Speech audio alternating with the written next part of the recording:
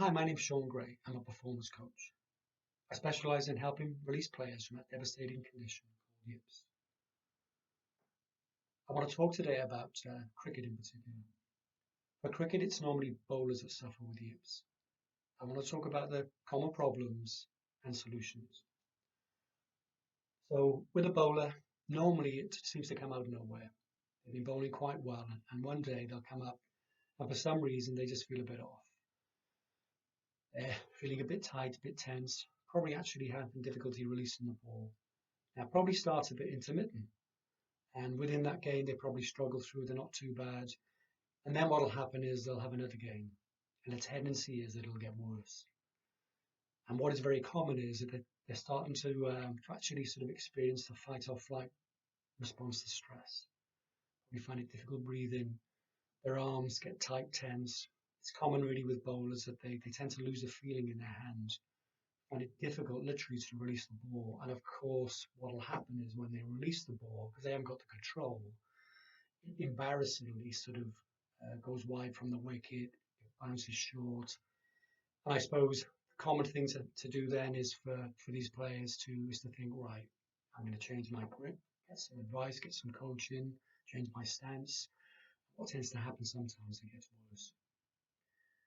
So they go out again and play, and these people who were once confident, probably the captain, probably the best bowler in the team, all of a sudden their life starts to literally emotionally disintegrate.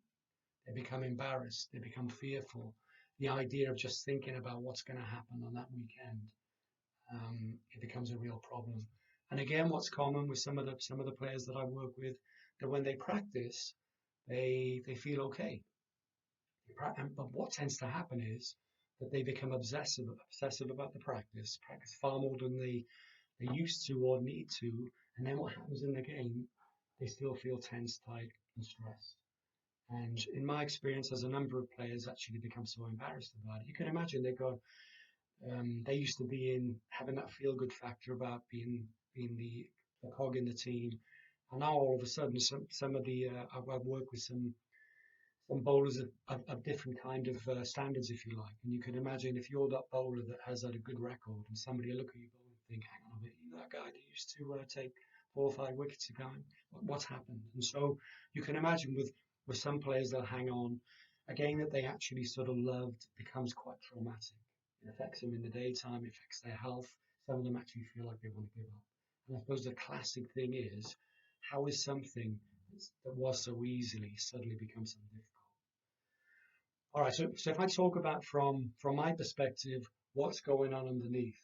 Now, what tends to happen is if you have a bad experience, um, that experience it's almost like a form of trauma is stored in the body in an energetic charge. I've worked with musicians who've got stage fright. It's a similar thing.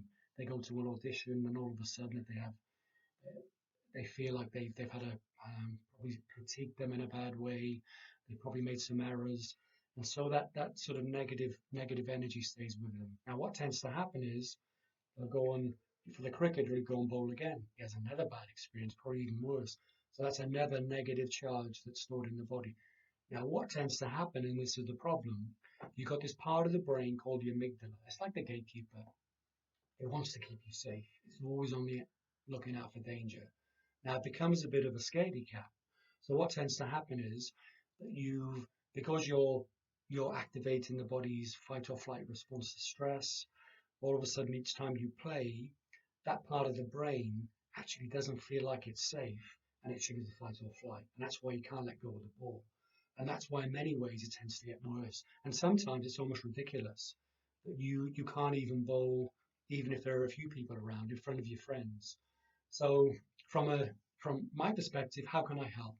Now the good news is that from my years of experience helping people in all kinds of sports, it's not a mechanical problem. It feels like a mechanical problem, doesn't it? You can't let go of the ball, you feel intense, tight. Some people actually have panic attacks. So now this is something that I'm going to talk about how I can help really. It might test your belief systems. Now I use the body's acupressure points to help release this trauma that's stored in the body. Now this technique is so amazing that it helps soldiers coming back from the war with post-traumatic stress. So So basically, when I work with someone, I'll actually say to them, okay, so basically, when was the first time it happened? Nearly, they can always tell me. There's always a time when it first happened. And I'll say to them, look, can you tell me about that time? So they'll probably go back to that time, could be X amount of years ago. And they say, I was playing in this game, I was playing for my university, and all of a sudden, what I would say to them is, look, you're telling me that now on an energetic level, how does that feel out of 10? You know, and a lot of them feel actually, even though it happened all that time ago, they'll talk to me about it and they'll go, that's about 8 or 9 out of 10, and on a scale. And what's the emotion you're feeling? And it'll quite often be embarrassment, because you're bound to be embarrassed, aren't you? You're being, the main player, and all of a sudden you can't bowl. But also because, like I said, this is working with the body's energy system, which can sound a bit odd. But so I'll say to them, how about in your body? Do you feel it now? When I ask you, people nearly always feel it in their body. If you're feeling stressed, anxious, people don't often feel it in their chest, in their shoulders. Interestingly enough, when I work with bowlers, they tend to feel it in their arms, their fingers. So then I'll say to them, look, scale it. And then what we do, I'll actually sort of tap on the body's energy systems. Now again, this looks a bit odd, but I think the incredible thing that it actually works. So because they got that negative vibration, that negative energy they've been carrying around with them, when I get them to tap at the same time on these body's energy points, which I'll go into another time, this actually tapping on these acupuncture points, it sends calming messages to the brain. And incredibly, I'll ask them to take a deep breath, and then I'll say to them, okay, go back to that time again. How does it feel? And what tends to happen is the numbers drop. It'll go from a 10 or a 9 to probably an 8. And then I'll say to them, "Would you still feel it in your body?" And that stress they're feeling in the body tends to go as well. So, and then tap through another round. And what tends to happen again is I'll ask, take a deep breath. What happens is I go back to that sort of time. Can you talk me through it again that time? Now that when they first told me it was a 9 or 10. They felt that stress in their chest.